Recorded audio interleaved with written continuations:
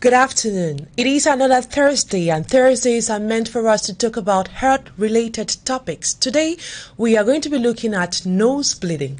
Imagine you seeing someone bleeding from the nose for the first time. What's going to be your reaction?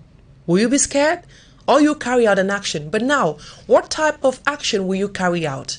That's what we are going to be looking in the course of this program. But answers will be after the short break.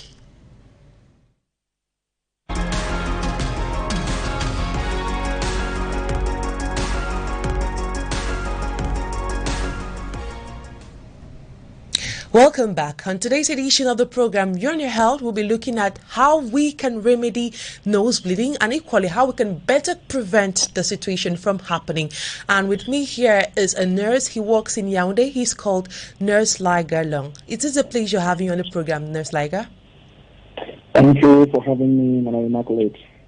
Today we'll be to be with you. We are equally happy. We are going to be talking about nose bleeding. So tell us, what exactly is it all about? Nose bleeding, just as the name implies, is a form of bleeding that occurs through the nose. You know, the human nose is lined with a lot of blood vessels, small blood vessels called capillaries. When there is damage to these blood vessels, they bleed, and the bleeding now comes up through the nose, and that's what we know as nose bleeding. So now, who can get nose bleeding? Does anybody just sit and just have a nose bleeding, or there are particular people? Everyone can get a nosebleed, but there are a lot of factors that need to come to play before you can get a nosebleed. The most important one being that there must be some sort of damage to the capillaries or to the blood vessels, to the small blood vessels in your nose. Mm-hmm. Of course, since the blood vessels are what contain blood, if there is no damage to them, then you cannot bleed.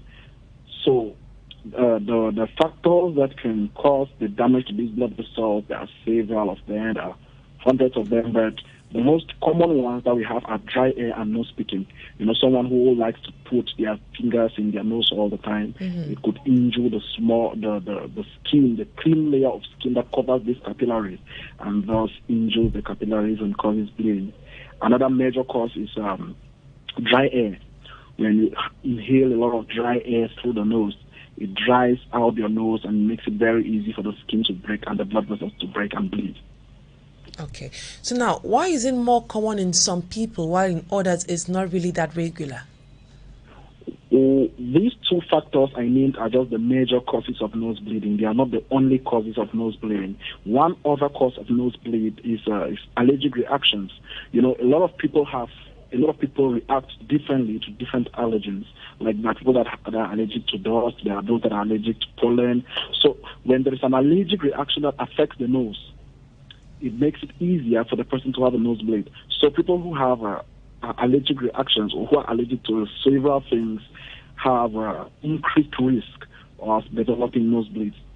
Mm-hmm. Also, people who live in dry areas, like if you live from a humid area, maybe you live from the south or the northwest or the west of Cameroon and move to the north, to the far north, mm-hmm. where the air is dry and hot, you are at increased risk of getting nosebleeds.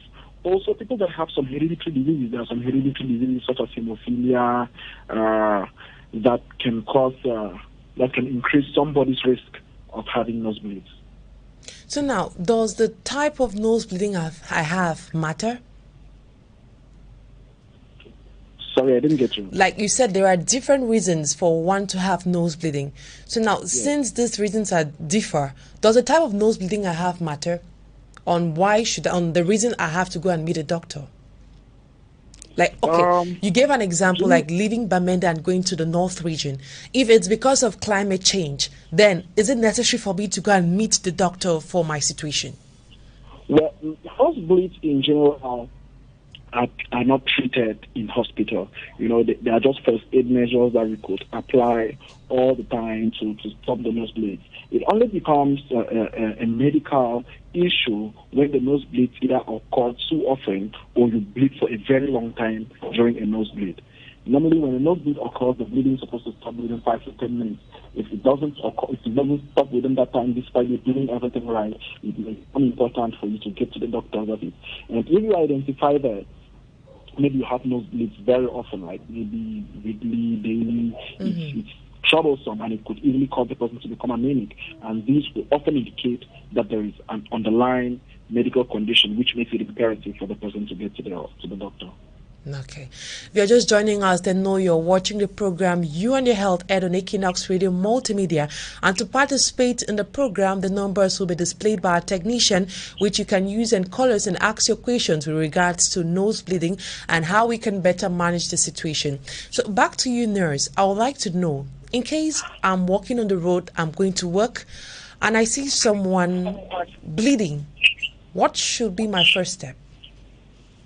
Your first line of intervention, the first thing you should do should be to ensure that the person sits upright. A lot of people will think the right thing to do is to lay the person down on their back, but no. Ensure that the person sits upright and then lean their head forward. As they lean forward, it enables the blood to flow out so that the blood should not flow back into their lungs. If they lean backwards, the blood will flow back into their head and into their lungs, which is not really good for their health.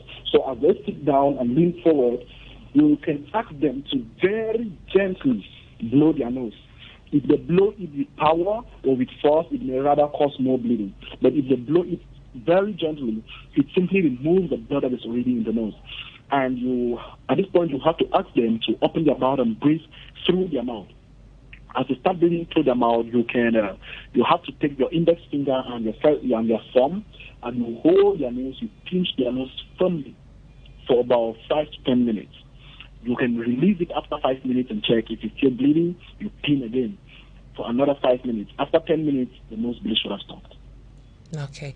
To participate in the program, you can call us through the following numbers: 655-511111 or 652-025050. Back to you, nurse. In case I find myself bleeding from my nose, and maybe as you rightly said, after if it stays more than 20 minutes or 10 minutes, I have to rush to the hospital. Exactly. What is the step? What are some of the medications a doctor will prescribe for such a case? Well, the medications that are prescribed most of the time will depend on what exactly is causing the nosebleed. But generally, what the doctor is going to give you are a group of medications that are called coagulants. This group of medications, they facilitate blood clotting, so they will ensure that the blood clots and stops bleeding while the doctor identifies the underlying cause of the condition and treats it. Other times, they may just use eyes, just normal eyes. They apply the eyes on your neck, or either on your neck or on the back of your head. This ensures that your blood vessels narrow down, they constrict, reducing the amount of blood that comes to your head, and so reduce the bleeding. Let's not talk about the risk. What are some of the risks involved in case someone suffering nose bleeding is not well taken care of? The most common risk is the risk of becoming anemic. The person will run short of blood. And I think at some point in time we must have heard of anemia, and we know that anemia is not really a nice thing to have. It makes you really tired. You can't even carry out your daily activities. And another major risk, which is very little and can only occur in case of repeated or prolonged nose bleeding, is the risk of shock. The person can easily go into shock, they can lose consciousness, and that will cost them their life. You talked about a case where maybe the person is bleeding and there's a posture you need to put that person to. But now, in case they put that person to just lie and the blood goes back inside, what can really happen? Can it lead to death? The greatest risk at that time is that if you turn the head backwards, or you ask the person to lie down, and the blood flows back into their lungs, there are two major things that can happen. The first one is that the person can choke. Okay. And remember that this person already has an injury on the nose. So if they choke, they are going to sneeze or they are going to cough, and this will further increase the nose bleeding. The second thing that may happen is that the blood may actually make its way to the lungs. If the blood makes its way to the lungs, it's worse, because the person is therefore going to be at increased risk of having lung infections such as pneumonia and others. Okay. And now, once the bleeding stops, what's the next thing to do? Get the person to rest and take deep breaths. Okay. After they arrested, they may now want to identify exactly why they had a nosebleed. Is it because of some medications that they are using? Because there are some medications that if you are using them, it increases your risk of nosebleeds. Examples will include aspirin. If you are using aspirin, aspirin makes your blood thin, which makes it easier to bleed. Okay. Warfarin, heparin, even medications that are used to treat sinusitis, what we commonly know as catarrh. Okay. If you are using a group of medications such as nebulizers, they can easily damage the skin in your nose and cause it to bleed. So after that, you may have to sit down and analyze what factors are contributing to your nosebleed, so that you should be able to eliminate them subsequently and prevent other nosebleeds from occurring. Okay. And now, what are some misconceptions about nose bleeding? The major misconception about nosebleeds is the fact that people believe that in case of a nosebleed, you should tilt the person's head backwards, or you should ask them to lie down, which, as we've already identified, is a very bad thing to do, because it increases the person's risk of developing complications. So the main thing, the first thing to do here is to ask them to lean forward. Then the second misconception that I've identified is that a lot of people, or some people, we'll be coming back to that. Nosebleeds have something to do with money water or with bewitching. Nosebleeds are a simple, scientifically explained condition that can occur to anybody. Okay. And is there an age group that is highly affected by nose bleeding? Most conditions affect children and the elderly more, because in children, their body systems are still developing, and in the elderly, their body systems are already breaking down. So children below 5 and elderly after 65 that increased risk of most conditions, including nosebleeds. Then people who are placed on aspirin to manage one condition or another have increased risk of nosebleeds. Most often, elderly people are often placed on aspirin for their pain, or sometimes for hypertension, and these increases their risk of nosebleeds.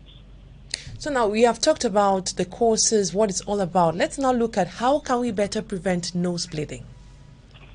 One of the key ways of preventing nose bleeding is ensuring that we identify what causes the nose bleeding and avoid it. Some other causes that are related to behavioral patterns are alcohol use and smoking.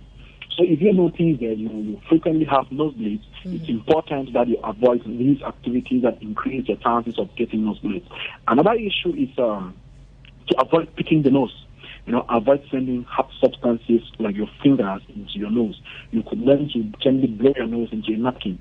Then you should also learn to blow your nose gently. It's not a combustion engine. There's just fire things out of it anyhow. You should learn to blow gently, and by so doing, you limit the damage that occurs in it. Then if you find yourself in an environment where the air is excessively dry, it is preferable to breathe through your mouth, because the mouth is moisture and it will hardly bleed compared to the nose, because if you bleed in a lot of dry air, it increases your risk of having a nosebleed. What last advice do you have for persons who regularly suffer from nosebleed? Sorry? What last advice do you have for persons suffering with nose bleeding? Your network is breaking. I can't hear you so well. I said, what last advice do you have for persons suffering with nose bleeding? All right. The thing I would recommend for people that have nose bleeding is that they should not be scared. If you see someone has a nosebleed beside you, or if you have a nosebleed, you should not be scared. It's a simple condition that very simple steps can manage. Sit upright, lean forward, pinch your nose for 3 to 5 minutes, and that's that. Nurse Liga Gong telling us on how to better manage the situation of nose bleeding in case maybe we find ourselves or maybe our neighbor in such a situation. He has just given us the main tips we needed. And that's it for this edition of the program, You and Your Health, aired on Equinoxe Radio Multimedia. Representation, I am Immaculate Fogwe, and I received technical assistance from Ephraim Yemeli. Have a lovely day in the company of more programs on Equinoxe Radio and, of course, television.